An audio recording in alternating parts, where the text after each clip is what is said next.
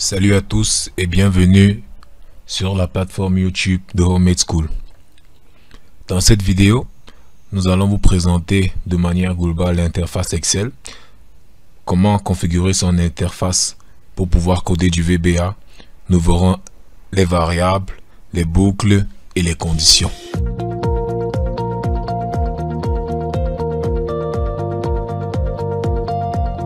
Nous ouvrons Excel. Nous sélectionnons un nouveau projet et nous avons cette interface qui s'affiche devant nous. Je tiens à préciser que le VBA, c'est le langage de programmation qui est intégré dans Excel. C'est un langage qui nous permet de faire toutes les manipulations dont nous avons besoin dans le logiciel Excel, que ce soit la transformation de données, les migrations de données d'une feuille à une autre, ainsi de suite. Le VBA est très pratique lorsque nous souhaitons automatiser des très grands calculs. Donc, pour pouvoir customiser notre interface pour les développeurs, nous suivons tout simplement ces étapes. Nous venons ici dans File, puis Option. Nous viendrons ici, c'est Customize Ribbon. En français, c'est customiser, personnaliser le ruban. Lorsque nous cliquons sur dessus, nous venons dans l'option pour développeur qui n'est pas coché. Nous cochons ici. Puis nous appuyons OK. Nous voyons donc que automatiquement l'option développeur apparaît chez nous et nous sommes prêts à utiliser de manière optimale le côté programmation de Excel. Lorsque nous sommes dans notre interface avec l'option développeur à l'intérieur, nous avons désormais accès à un tas d'outils qui nous permettront de coder en VBA. Donc nous avons ici l'option macro. Une macro, c'est un ensemble de lignes de code que nous allons écrire en VBA. Ici, nous appelons ça une macro. Bon, Visual Basic, c'est une interface dans laquelle nous pourrons coder le VBA. Et pour les autres, nous verrons au fur et à mesure. Pour écrire une macro, nous cliquons tout simplement sur macro. Nous donnons un nom à cette macro. Disons, nous allons l'appeler mon premier code. Mon premier code de VBA. Ensuite, nous créons. Une fois créé, nous avons cette interface qui est générée. À l'intérieur de cette interface, nous avons notre programme qui s'appelle mon premier code VBA qui est généré. Et à l'intérieur, nous n'avons plus qu'à taper du code. Et le code sera constitué de tous les éléments que nous verrons dans cette vidéo, qui seront les variables, les boucles et les conditions. Maintenant, nous allons attaquer les variables. Une variable est un contenu dont la valeur change au cours de l'exécution d'un programme. Alors, dans tous les langages de programmation, nous avons des variables et en VBA, c'est pareil. Donc, pour déclarer une variable, il y a une syntaxe. En VBA, nous utilisons dim. Dim, nous mettons le nom de la variable que nous créons, par exemple la variable A, et nous mettons le type as. Et nous avons là une panoplie de types qui s'offre à nous. Pour les types les plus importants, nous aurons le type entier, integer. Le type réel, donc je vous conseille en général de mettre double. Et bien sûr, le type avec les chaînes de caractères. Donc, nous allons mettre ici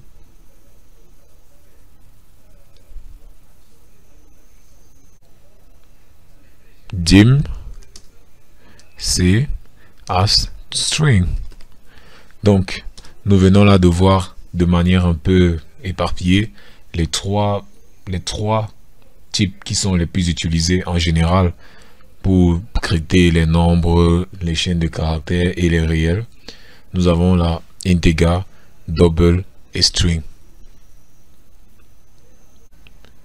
Une fois que c'est fait, il est important de savoir que le VBA nous donne la possibilité d'interagir directement avec notre API qui constitue ici la feuille Excel. Pour avoir accès à la feuille Excel, nous cliquons simplement ici et nous avons accès à cette feuille. Et pour revenir dans notre code, nous venons juste ici et nous choisissons notre feuille. Donc, si nous avons par exemple une valeur qui est affectée à une variable et que nous souhaitons afficher cette valeur dans notre feuille de calcul, il nous suffit simplement d'affecter à cette cellule la valeur de A. Par exemple, pour affecter à la variable A la valeur 12, il suffit simplement d'écrire E égale 12. Maintenant, nous allons donc afficher la valeur 12 sur notre interface dans la case 1.1. En VBA, nous utilisons Cells, ligne 1, colonne 1, point value. Il s'agit ici de l'attribut valeur égale A. Et nous exécutons simplement notre code. Lorsque nous l'exécutons, nous partons vérifier dans notre feuille Excel et nous remarquons effectivement que la valeur 12 est apparue ici. Ça veut dire que nous pouvons écrire un code qui nous permet d'afficher différentes valeurs sur cette interface après peut-être un clic ou quelque chose que nous voulons.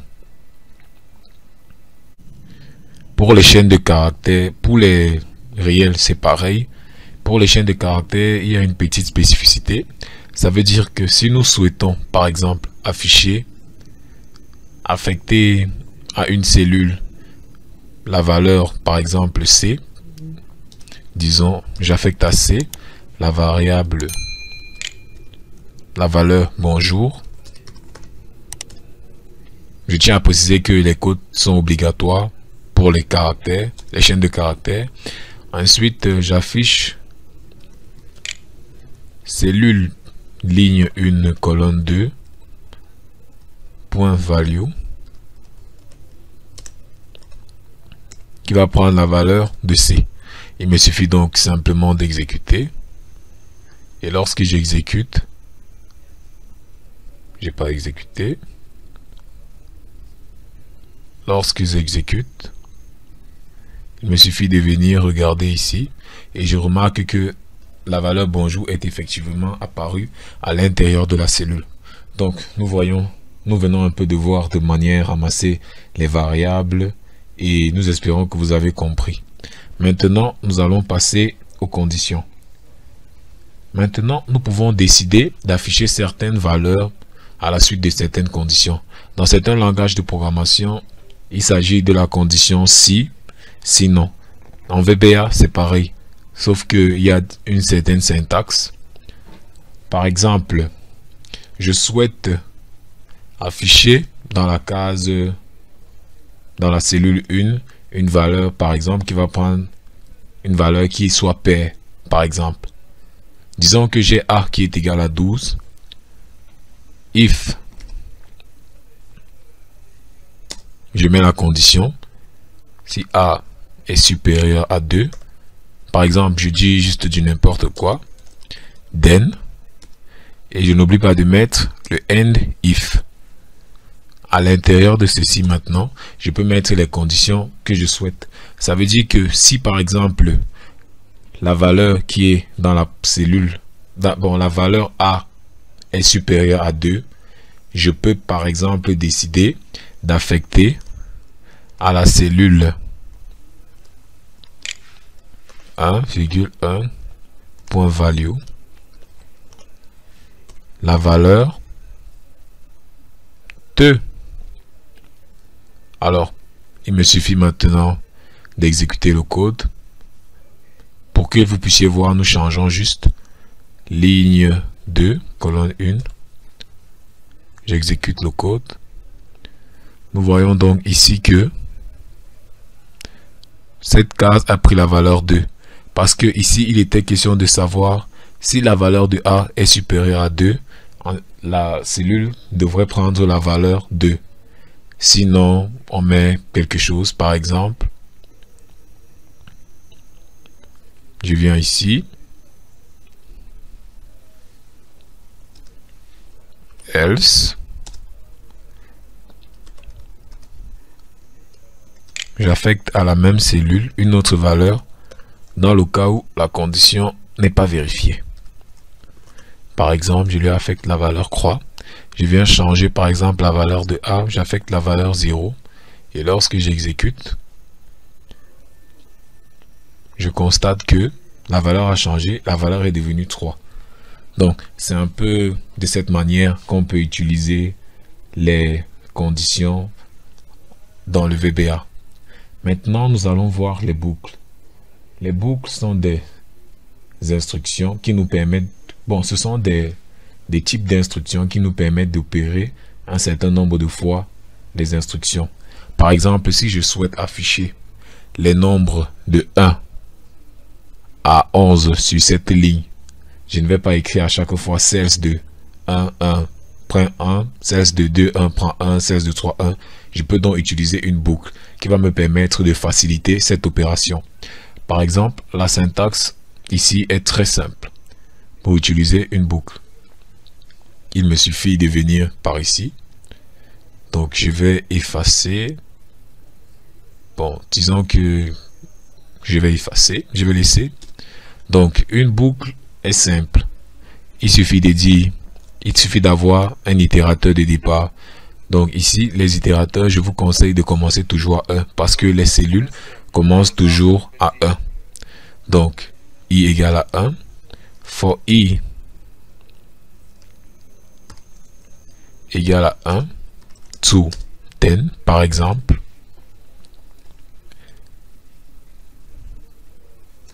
Next i, c'est celui qui permet de fermer la boucle. Maintenant, à l'intérieur, nous mettons ceci. Je rappelle que ce que nous souhaitons faire, c'est d'afficher les nombres de 1 à 10 sur la troisième colonne. C'est vrai qu'il y a certaines opérations Excel qui permettent de faire ça, mais vous verrez que à grande échelle, c'est juste pour que vous compreniez, bien sûr.